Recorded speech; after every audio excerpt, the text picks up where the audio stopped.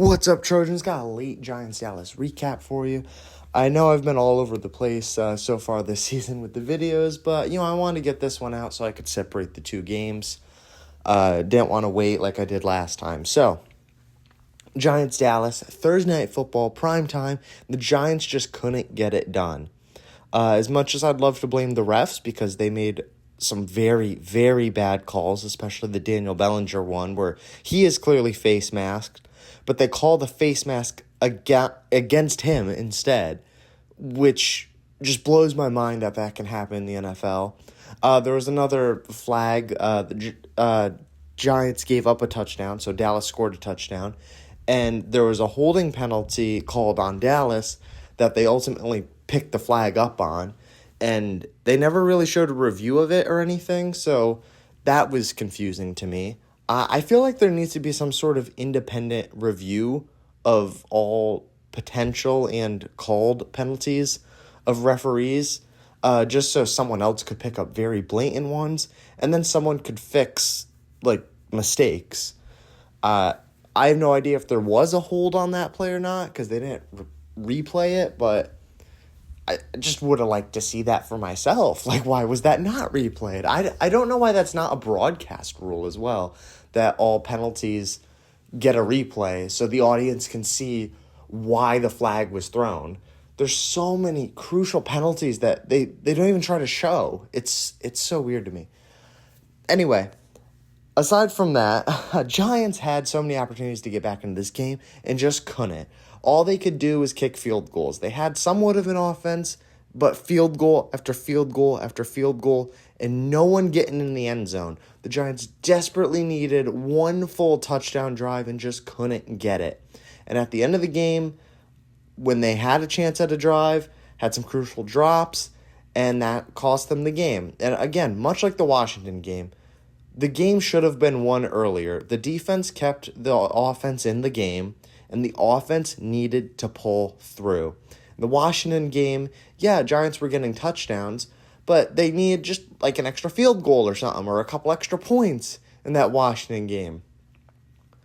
And when your defense is holding the other team to about 20 points, 20 exactly in this case, I believe it was 21 in the Washington game, the offense needs to exceed that number. There's no real excuse unless something wild is going on. I expect an NFL offense to hit 20 points in a game. If that is not the case, then the defense won.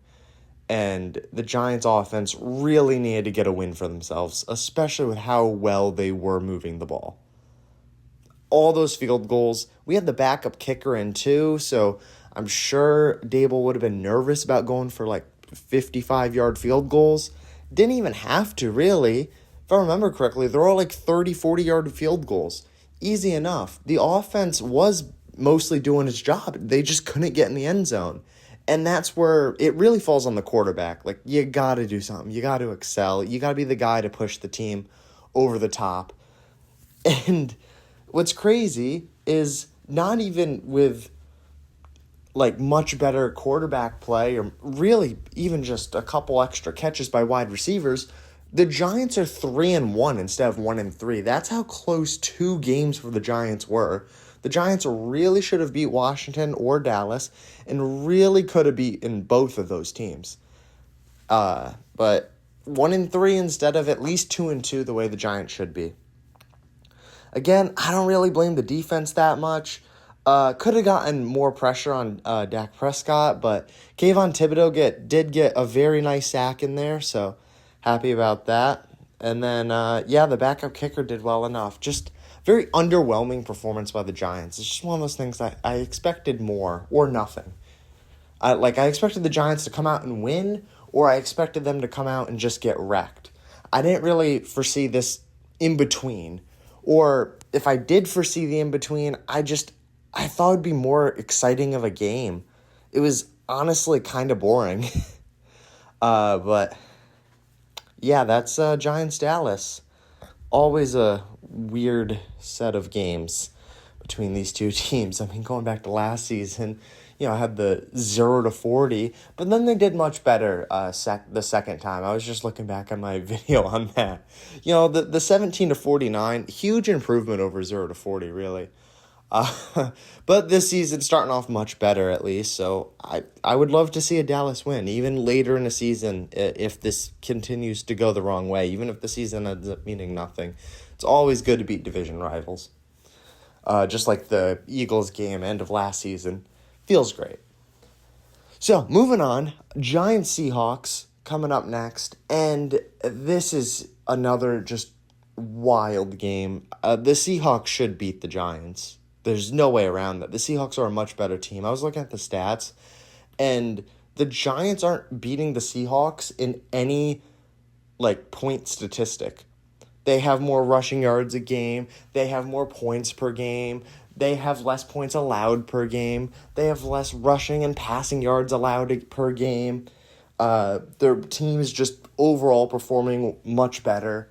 And the Giants are not looking good in this. Even going to the player stats, their quarterback's playing better than our quarterback. Their running back has more yards per rush than our running back. Even though I like Devin Singletary, he just had a very bad performance in the Dallas game. Part on the offensive line, then obviously still part on the running back. So that hurt his stats, but otherwise he's been a really good running back. The only thing we actually had over the Seahawks was our wide receiver. Malik Neighbors, who was still great in the Dallas game. Unfortunately, he got a concussion in that game. So even though he's our number one offensive weapon, he's out. And he would have been our one advantage over the Seahawks. It's going to be a very tough time without him. I'm not sure how the Giants get this done. I think the defense is really going to have to step up. One thing that has been lacking this season is defensive turnovers. When we got a couple against the Browns, helped a lot. So really going to need some defensive turnovers if the Giants are to win this one. Without that, I don't see how it happens. Maybe some deep shots to Hyatt. He's been very quiet this season. That could kickstart the offense. I don't know what's really going to do it. It's not going to be an easy one for the Giants. I'm not too confident in them on this one. I think the Giants can keep it close, keep it competitive, but to win, they're going to need something to go their way. Going to need, like I said, some serious defensive turnovers and some very explosive plays from the offense. I don't see the Giants winning an absolute back and forth type game where they just consistently rush for 4 yards a run, drain out the clock, and then win 23-20. I think if the end score is 23-20, it's because the Giants got a very lucky touchdown. The defense got a couple nice turnovers. I think that's how that's going to have to go. But see how it plays out. That's my prediction. See you guys in the next one.